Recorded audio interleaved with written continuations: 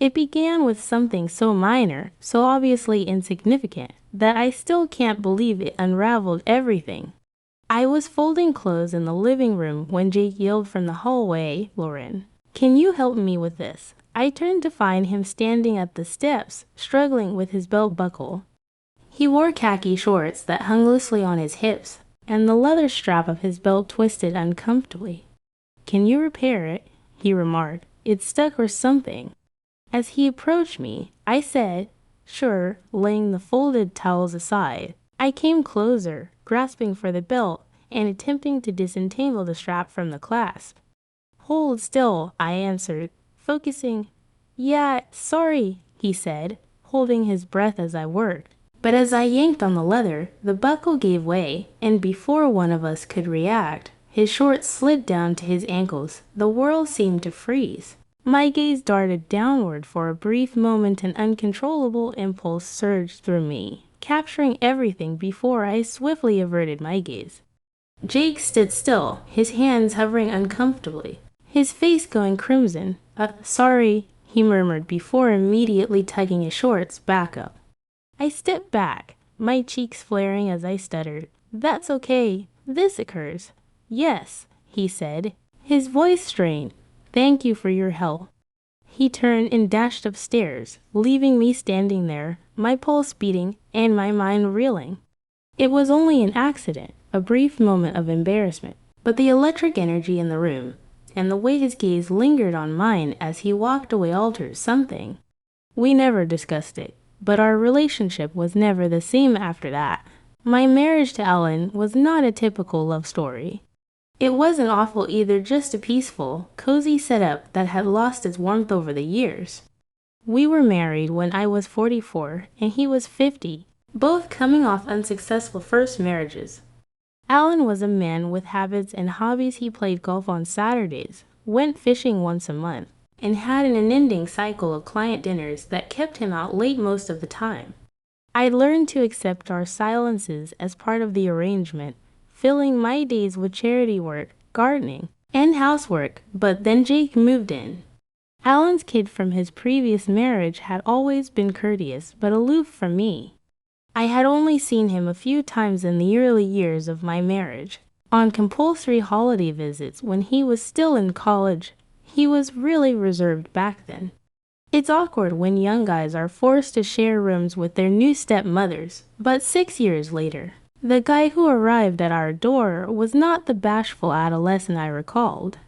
Jake had just graduated and was striving to find his place in the world. His degree in fine arts, something Alan still rolled his eyes over, had not resulted in quick success, so Alan offered him a place to stay until he straightened things out. I was not consulted about the situation, yet I did not disagree. The home was large enough to accommodate him, and I didn't mind having some company during Alan's long days at work or with friends. What I didn't expect was how quickly Jake's presence changed the vibe in the home. He seemed comfortable. He possessed a natural charisma that drew people in. His sense of comedy was dry yet disarming. His smile was contagious, and his presence filled the empty rooms of the home in a way that Alan's never did. It began with simple moments. One morning, I was trimming the bushes in the backyard when Jake came out with a cup of coffee, barefoot and unkempt from sleep. He leaned against the patio door, grinning lazily as he watched me work. "You're awake early," I commented, staring at him. He shrugged and sipped his coffee. "Couldn't sleep. Besides, someone has to admire all the effort you're putting in out here." I chuckled quietly and shook my head. "Do not let Alan hear you say that. He believes this garden takes care of itself." Jake said casually, yet pointedly, "Alan doesn't notice much." Although the remark surprised me, I chose not to question him about it. Instead, I continued pruning, painfully aware of his eyes fixed on me. Our chats expanded in length throughout the weeks, and our interactions established a consistent rhythm in the home. Jake would hang out in the kitchen as I cooked, telling me anecdotes about his college days or asking for guidance on job applications. One day, I discovered him stretched on the living room couch, doodling in a notebook. "Do you mind if I have a look?" I questioned, nodding to the pad. He paused for a bit before handing it up. The pages were covered with exquisite pencil doodles, portraits, landscapes, and abstract patterns were alive with movement. "These are amazing," I said honestly. "Thank you," he murmured quietly. "It's simply something I do to pass the time." "You should show these to someone," I said. "A gallery or an artistic director, Jake. You have genuine skill." He gave a small smile as his eyes met mine. "You're the first one to say that." The weight of his words sat between us, and I felt the pain of something I couldn't pinpoint. Then the belt incident occurred, and everything changed for several days thereafter. The air between us seemed electrified, heavy with an underlying tension that none of us understood how to deal with. I tried to avoid being alone with him as much as possible, but it was fruitless. The home was too quiet, and there were too many opportunities for us to cross paths.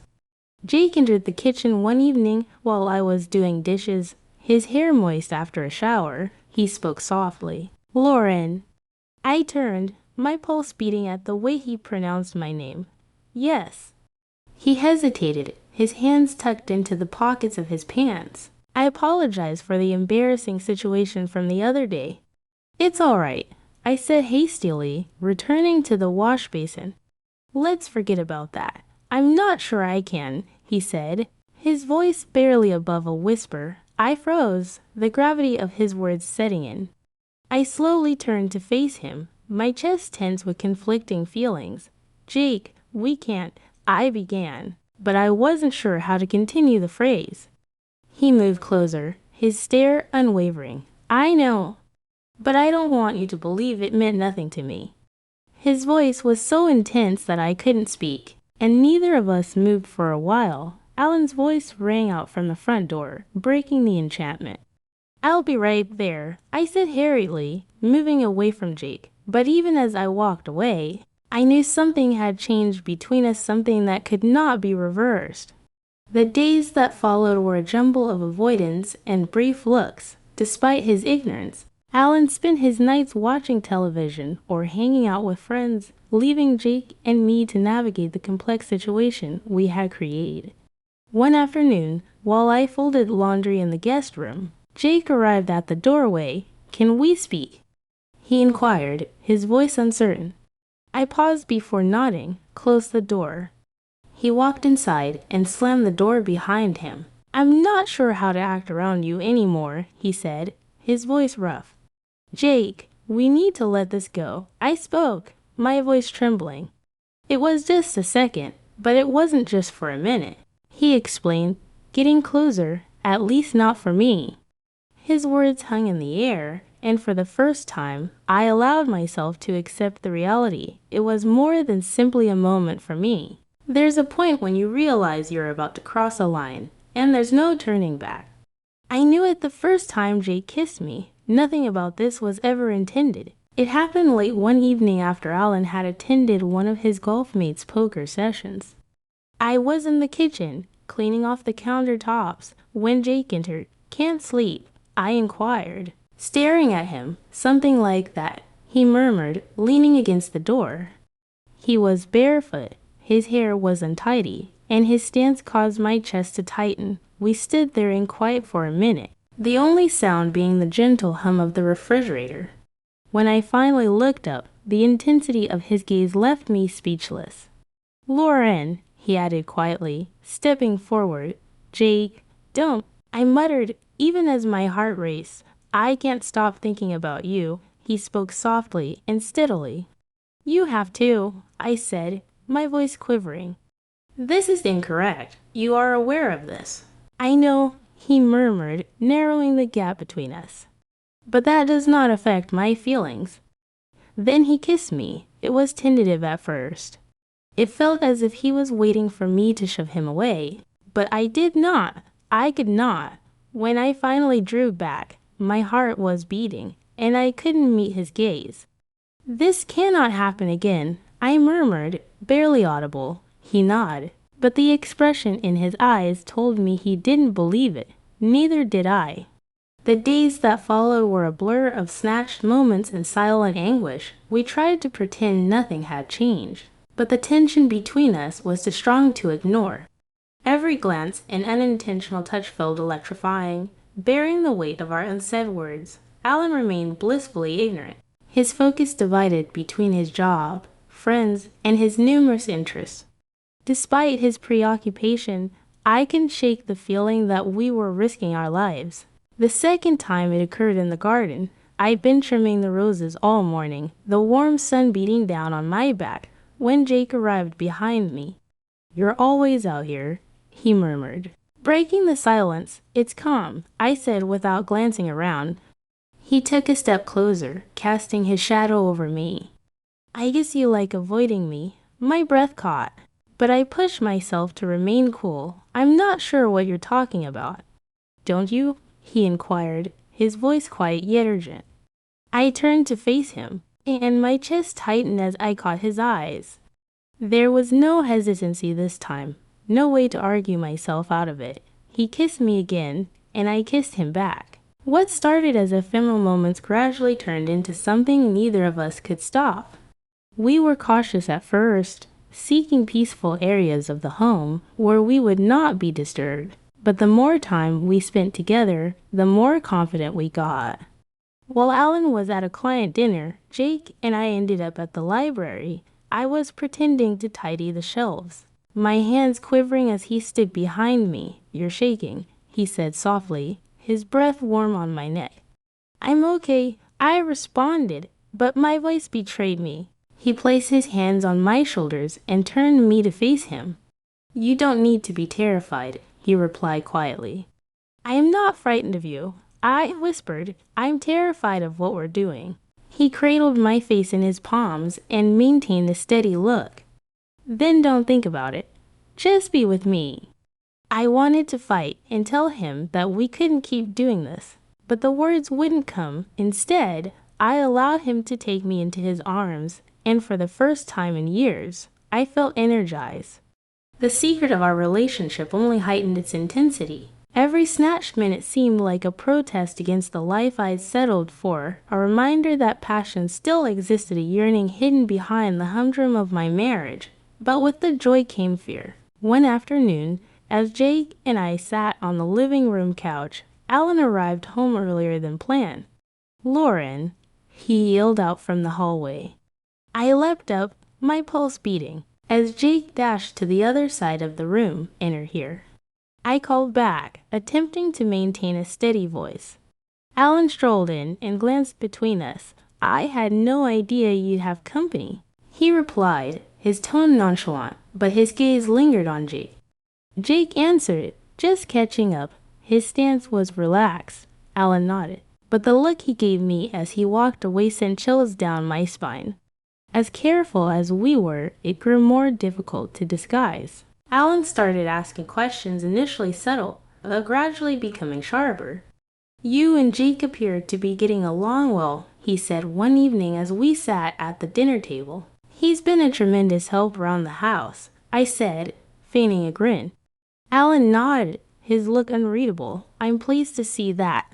It's comforting to know someone is keeping you company while I'm working." His words were tinged with something I couldn't identify, and I felt blood drain from my cheeks. The first serious breach appeared when Jake's best buddy, Grant, stepped up unexpectedly. Grant was outspoken, opinionated, and had a talent for picking up on what others tried to conceal. "You've spent a lot of time at home," Grant said to Jake one afternoon, his tone light but his eyes piercing. Jake said nonchalantly, "Just helping out." "Must be good," Grant remarked, his gaze shifting to me. "Having somebody to keep you company." The statement sent a shudder down my spine, and I hurriedly excused myself, leaving the two of them alone.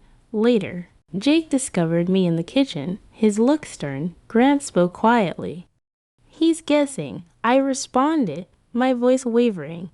Jake shook his head. "He is not foolish, Lauren. He is going to figure things out." As the weeks passed, even if my voice trembled, tension inside the home became overwhelming. Grant's comments and the significance of our secret out of the atmosphere was akin to an impending storm.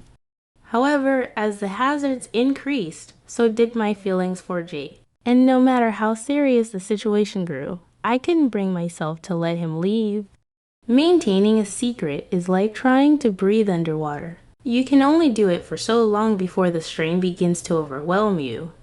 Jake and I were excellent at concealing, but the flaws in our facade were widening. Neither Alan nor Grant was foolish. Then there was Heather, Alan's colleague, whose casual visits became increasingly invasive with each passing week. Heather arrived on a Saturday afternoon, unannounced yet entirely at ease. She had gone to the house several times previously, usually under the guise of dropping off something for Alan. This time, she arrived with a bottle of wine and an overly bright grin. She stepped into the kitchen, where I was cutting vegetables, and said, "I thought I'd stop by. Alan said that you have been feeling a bit overloaded recently. I thought you could use a diversion." "I'm all right," I said with a forced smile. "But thank you." Heather set the bottle on the counter and leaned against the island, her gaze searching the room as if she were memorizing each feature. "This site is stunning. You've done an excellent job making it seem like a home." "Thank you," I spoke firmly. Her eyes remained on the rear door, where Jake had exited just minutes before. "Alan is fortunate to have you, and Jake, of course. He's a tremendous help around here, isn't he? Of course." My heart raced, but my demeanor remained neutral. "He's been excellent. It's beneficial to have him around."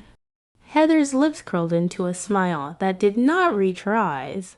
"I believe it is." Heather's presence got increasingly common over time. She made reasons to drop by, usually under the pretense of work, but her true intention was evident. She was looking for something. However, I couldn't tell whether it was information or Alan himself. She mentioned one afternoon, as we sat in the living room, that Alan doesn't discuss much about his personal life, but I get the impression that things have not been excellent between you two. I tensed and gripped the teacup in my lap. "Every marriage faces problems." "Oh, sure," Heather said, her tone tinged with faux compassion. "But having Jake around really helps. He seems attentive." The connotation of her words was clear, and I felt a rush of terror rise in my chest. Then there was Grant. Jake's closest buddy had always been frank and nasty, but his comments suddenly had a harsher edge.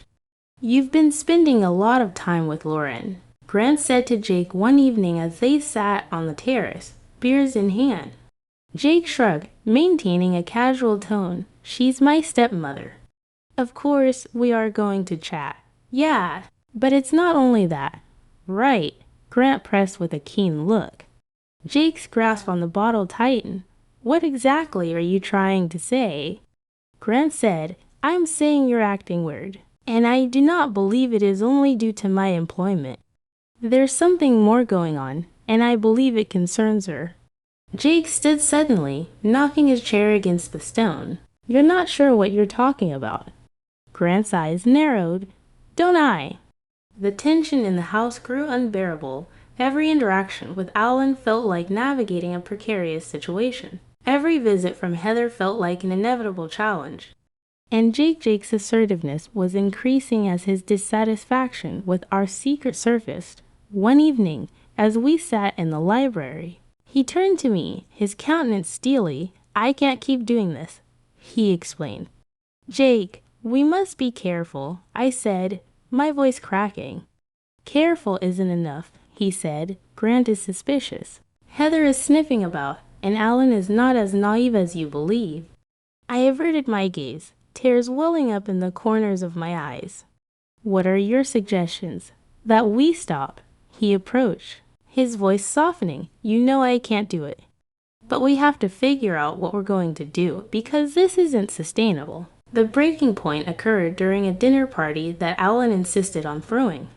Heather was present, of course, as were a few of Alan's co-workers. Jake had invited Grant, who turned up as well. The evening began innocently enough: polite conversation, laughs, and the clinking of wine glasses. But as the night progressed, the atmosphere transformed. "So, Lauren," Heather said, her voice cutting through the hubbub, How do you keep yourself occupied with Alan away so often? I froze, her inquiry rife with insinuation.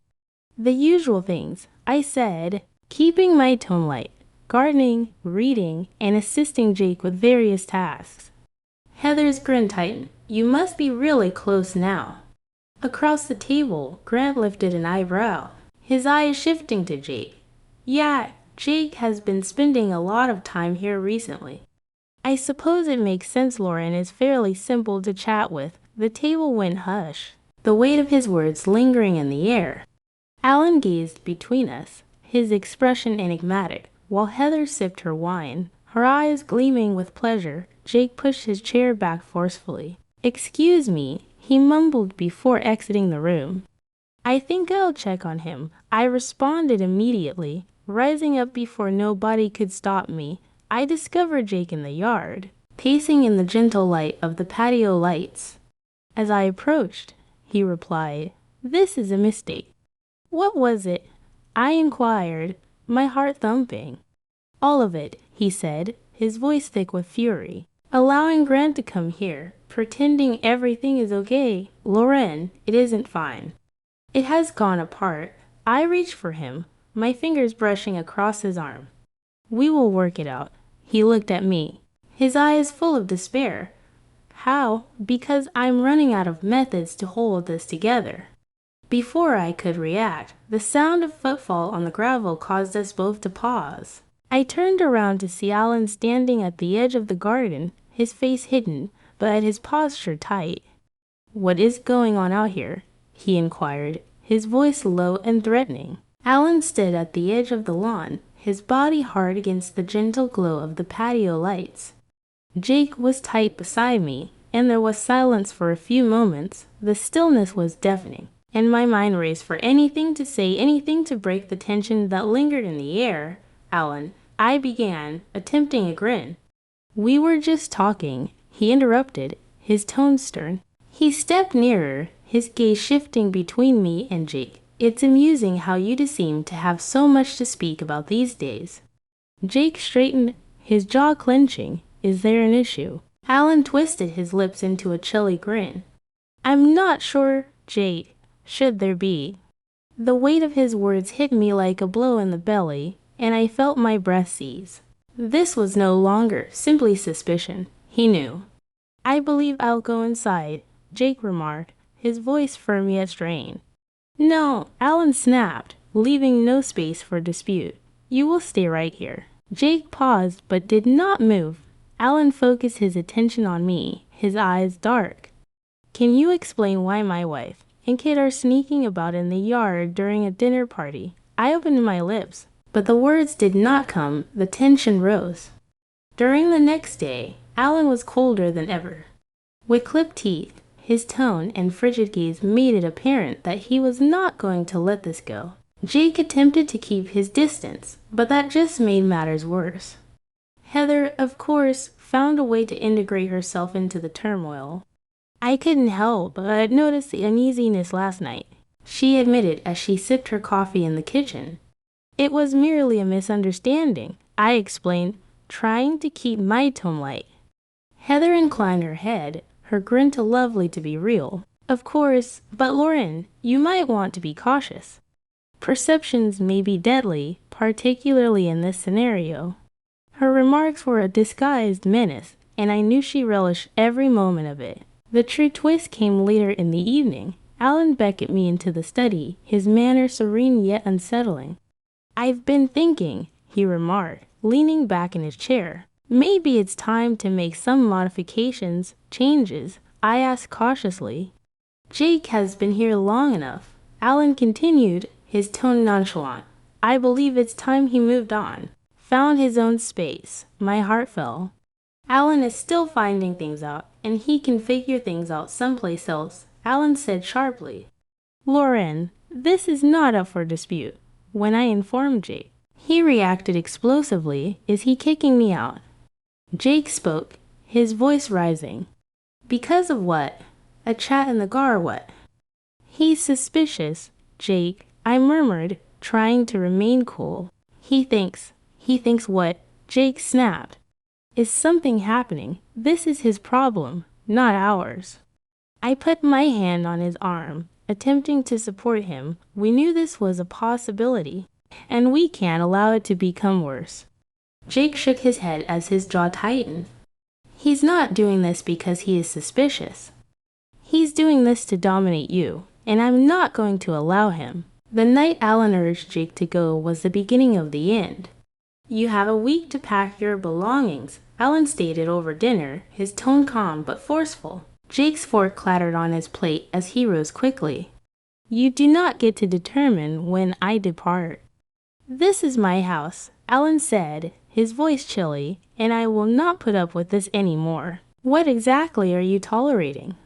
Jake shot back, his voice raised. I am here. Or I am getting closer to Lauren than you ever could. The room went quiet, and I felt blood draining from my face. Alan's face clouded as he stood, his words low and menacing. Get out of the house before I make you regret it. That night, I discovered Jake in his room. His baggage was half packed. You cannot let him win, he murmured, his voice taut with rage. This isn't about winning, I explained, my voice quivering. This is about survival. He turned to face me, his eyes burning. You do not have to stay here. You do not have to stay with him. I have no option, I said, tears flowing down my cheeks. Jake stepped closer and said, There's always a choice. Come with me. His words remained in the air, and for a time, I allowed myself to envision them leaving everything behind and beginning again somewhere far away. But the reality of what it meant hit me hard, and I shook my head. I cannot. I spoke, my voice cracking. Jake gazed at me for a long time before nodding. Then I'll leave, he replied gently, but it's not over. Jake had left. The next morning, Alan did not talk to me, so I spent the day roaming around the empty home, scared by the stillness, but the big shock arrived that evening. I discovered a message pushed under my bedroom door. You believe you've won, Alan, but you don't know the reality. I'll make sure you do. Heather, my hands trembled as I read the message. The consequence is setting in. Heather knew she had seen or overheard something that she was now employing to her advantage. Heather's message weighed heavily on my mind. I stood stuck in my bedroom, reading the words repeatedly until they blurred together. My initial inclination was to approach her and demand to know what she felt she had on me, but the fact was that I already knew. She'd seen or heard enough to piece together something deadly, and she now wielded absolute authority. The encounter happened 2 days later. Heather invited herself back again, this time pretending to deliver some documents for Alan. I cornered her in the kitchen, my voice low and stern as I held up the message. What's this? I demanded, hands shaking. Heather did not even flinch. She leaned against the counter, a little grin on her lips. This is exactly what it says. Do you believe Alan deserves to know the truth? There's nothing to say, I said hastily, though my voice wavered. Heather lifted an eyebrow, her look full of faux compassion. Lauren, you don't really believe that, do you? I have seen how you and Jake gaze at each other. I am not blind. My chest clenched, and I moved closer, dropping my voice. If you believe you can use this to influence me, you are mistaken. I refuse to let you destroy my family. Heather giggled quietly and shook her head. Would you destroy your family? Lauren, you have already done that. I'm simply accelerating the inevitable. Before I could react, Alan's words echoed down the corridor, and Heather's smile grew. She said, Don't worry, I will manage. That evening, Alan was quieter than usual, picking at his supper with a tight expression.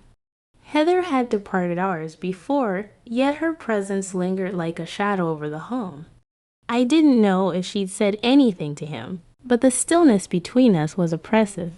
Finally, Alan put his fork down and glanced at me. Lauren, is there anything you'd like to tell me? My heart ceased to beat. I mustered a grin, faking uncertainty. What do you mean? Alan sat back in a chair, his gaze narrowed. You have been acting strangely recently. And then there's Heather, who alludes to things I don't comprehend. If there's anything going on, now is the moment to inform me.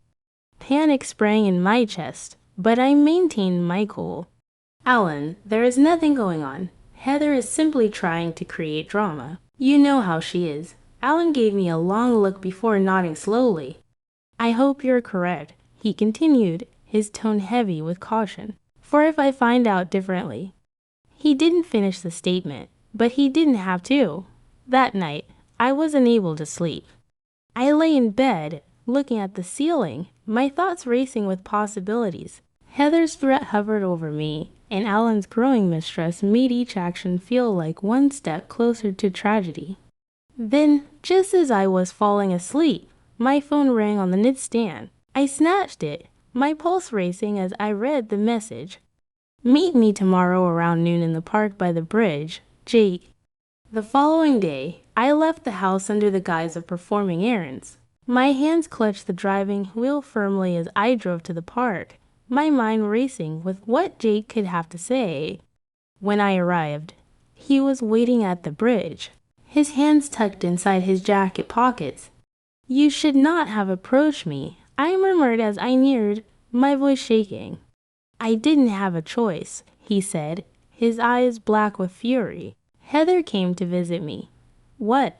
I inhaled, and the ground underneath me seemed to shift.